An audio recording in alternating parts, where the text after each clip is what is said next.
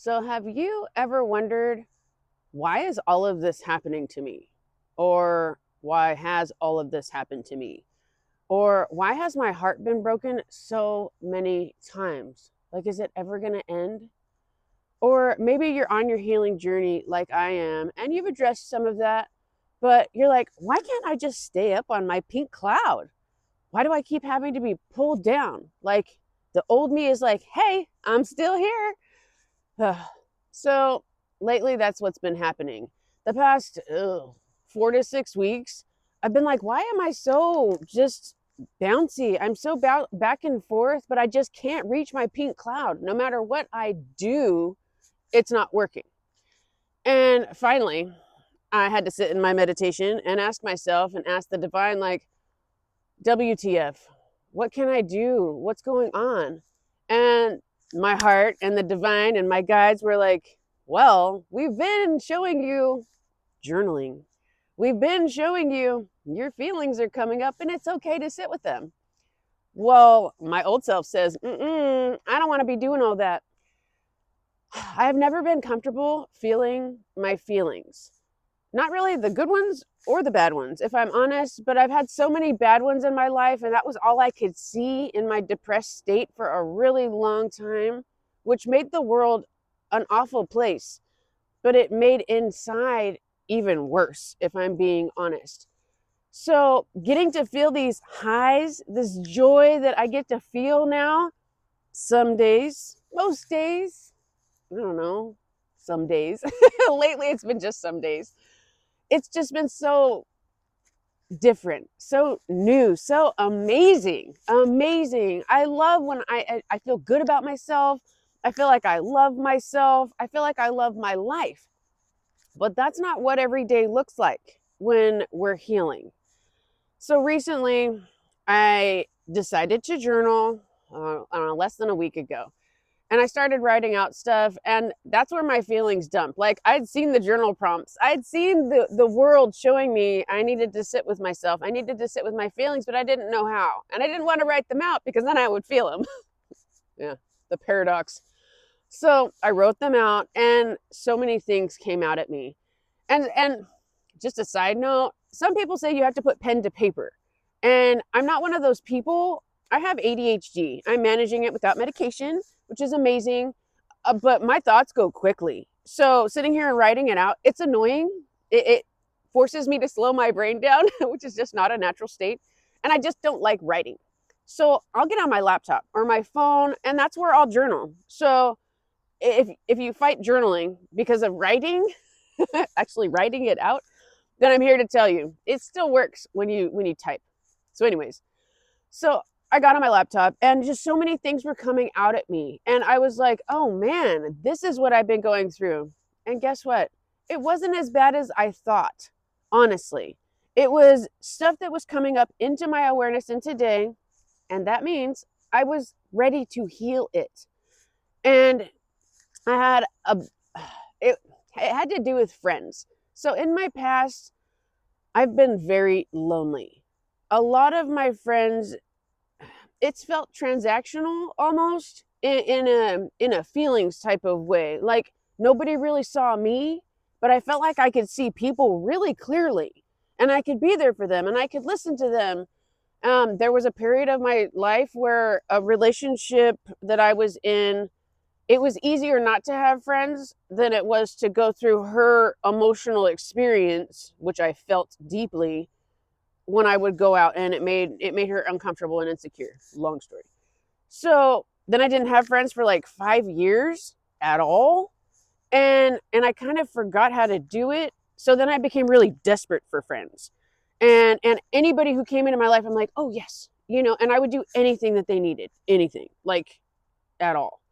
And I became a doormat, and nobody wanted to listen to me. Like, I had one friend, and bless her heart, I love her to death, and she was where I was mentally, and it's like every time I would talk, and it was really regular, and it was only like maybe 10% of the time that we hung out that I would actually try to talk, she would get on her phone and start scrolling. Like, it hurt, but that's kind of how my friendships went. And I have to take responsibility for the fact that I wasn't opening up. I wasn't giving them a chance to get to know me. That particular friend, I actually shared, like, this hurts. Can you do this? Like, and it didn't work out. And I had to create a boundary, and we just can't hang out as much. So, and it was painful. God, it was so painful. It's really hard to not feel seen. And then when you share things that, and people don't get it, like, people didn't get me. Like, from a very, very young age, I was not like other people. I didn't think like other people. I had just this very unique mind. And now I'm finding people that have my beautiful, unique, rare mind.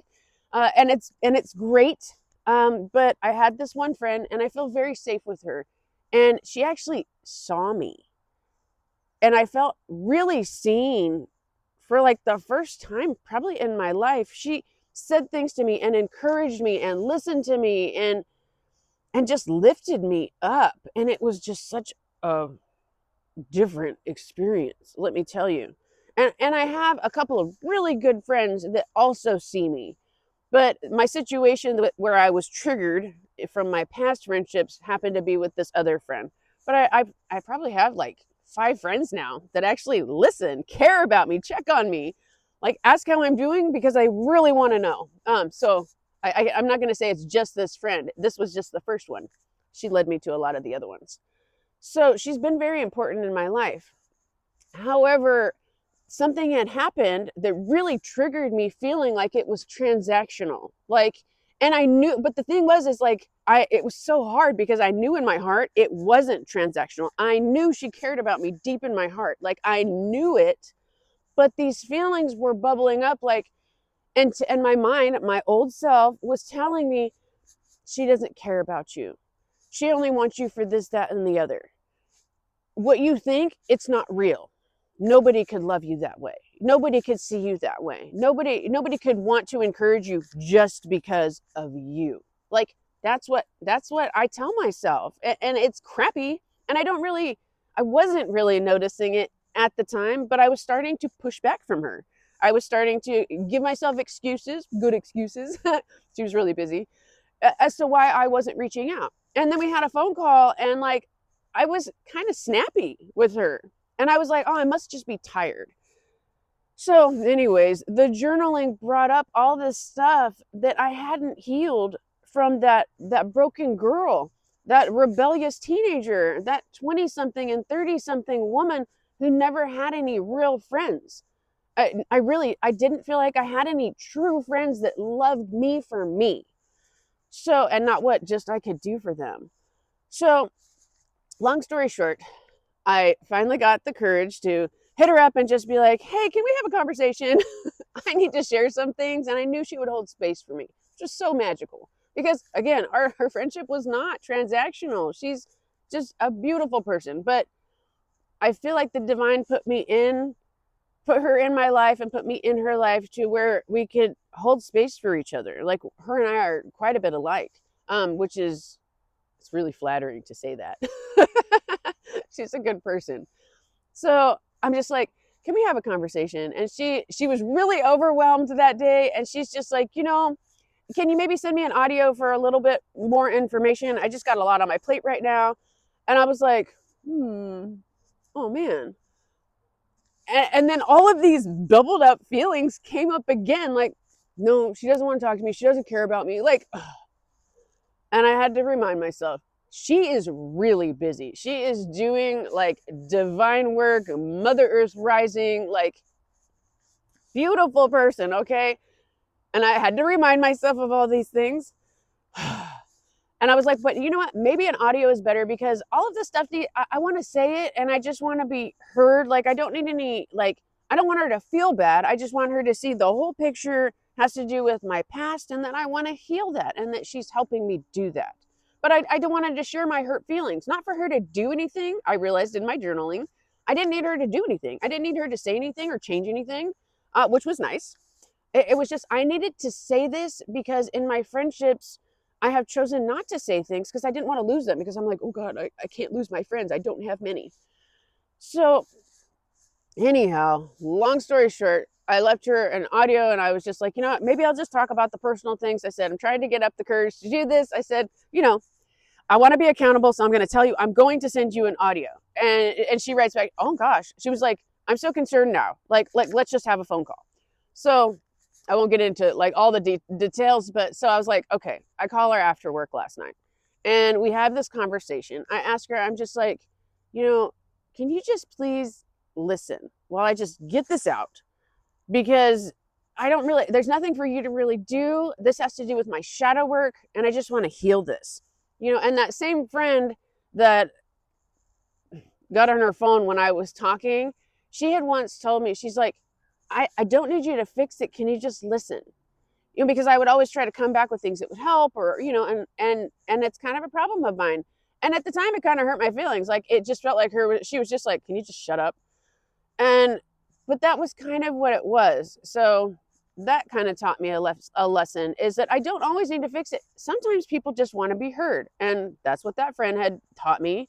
And I applied it. So, and this beautiful friend of mine last night, she listened to the whole, I think it was like a 10-minute like spiel of blah. I was 11:11 on the timer just now. And she was just so supportive, held space and understood. And I got to confirm some things that I didn't feel because it was nice to tell her, I don't feel like this is transactional in this current reality. It is my past that is telling me that, not you. But I just need to get it out. And I got it out. And she listened and she shared some things and we related even on some of this stuff. And it was a beautiful experience. And I'm so glad that I did it because it took me like a couple of days of off and on, like obsessing about it and trying to, you know, when it was going to be an audio, like trying to get all my thoughts together. And then when it was going to be in person, like I was like, oh no, now I feel all flustered. I don't know if I want to talk about it in person now. But I'm glad I did. I'm glad that she insisted. She's just like, emotional things, we don't need to do audios and text about it. She's like, I want to be here for you. Like, that's different, you know? And she didn't understand the gravity of it, like when I initially texted, because I was very vague. Because I wasn't sure I was going to actually say something. So, oh, somebody's riding by on a bike. So anyhow, long story short, I feel so much better. I shared. I found somebody that would hold space for me, listen to me, care about me, encourage me, and say, I hear you. I understand those feelings. And truly be, and truly be open, honest, and allowing my feelings to truly come up in my present and address them. It took me a while this time because I don't know, like I felt like it was going to be painful, and it kind of was, but it actually wasn't as bad as I thought. I've gotten through so much stuff in my life. These feelings that come up in today, I don't know why I still fear them, because it's nothing like it used to be. I'm not on drugs. I'm not hopeless and homeless and suicidal. Like, I really think when I remind myself and sit back, I can get through anything. Like, I know that in my heart. And these are just feelings. They're my past. I've already been through them. So addressing them and setting them down, it's like, now I don't have to worry about that friend thing coming up like this again. That's the amazing thing about addressing things that come up in my present that have to do with my past. When I bring them up, really look at them, really feel them, and then express them, I heal them. And then I don't have to worry about that trigger coming up again. I don't have to worry about if a friend is taking advantage of me and it feels like I'm not being heard. My friends now, guess what? I can tell them that and they're going to listen. And chances are it's just because they're going through their own crap, because sometimes I'm a great friend and sometimes I'm not. So anyhow, then after having this conversation with her last night, I got on this book by Jhadina. I don't know if you've ever seen her on YouTube, but I will put her YouTube in the description, and hopefully I can find a link to her book. So I bought her book. It's called Nuggets of Divinity, Volume 1. And she tells you in the beginning, she's just like, have your intuition tell you what chapter to go to. And I've been using this. I'll just sit, I'll take some deep breaths, I'll hold, I'll just kind of get centered, and whatever number pops up, that's the number that I go to, and it works. So this was the one that came up last night, and it's just very beautiful, very fitting. Sacred dance on the brink of death. Why is it that we choose to walk through this life blinded to the light that begs to burst from our very pores? Perhaps there's a reason for this madness, for being unaware of the life we encompass, of the life within that begs to be seen. You know, I've come to realize that this is strategic, that more often than not, we walk through life completely unaware of our own potential, blinded to the power that exists within us. We're born into families and conditions that place an abundance of limitations upon us. We develop friendships and relationships that belittle us, that dim our light. Sometimes the universe will place us directly in the hands of another whose only intention is to prevent us from seeing the beauty within. Sometimes people enter our lives to break us down, to disintegrate us into ashes, only for us to rise again. It's crazy how this universe will allow you to burn with every intention of watching you rise back up again. The universe never intends to fully break you, only to dance with you on the brink of death, for it is there where something magical happens. When you're consumed by the thought of, will I make it? Will I survive this? When you feel you cannot go on any longer, that is the liminal space where magic creeps in with her gentle touch and softly whispers in your ear to take her hand. And ultimately, the choice is yours. Will you choose to allow yourself to be broken completely, to lay dormant and let the world swallow you up? Or will you awaken the phoenix within, the one who thrives in the ashes, who has found a great deal of power in the ashes and is immune to the warm, unbearable touch of the fire? You see, we're all given free will. And oftentimes, it's in that very moment we're faced with the ultimate choice: survival or complete annihilation of the self.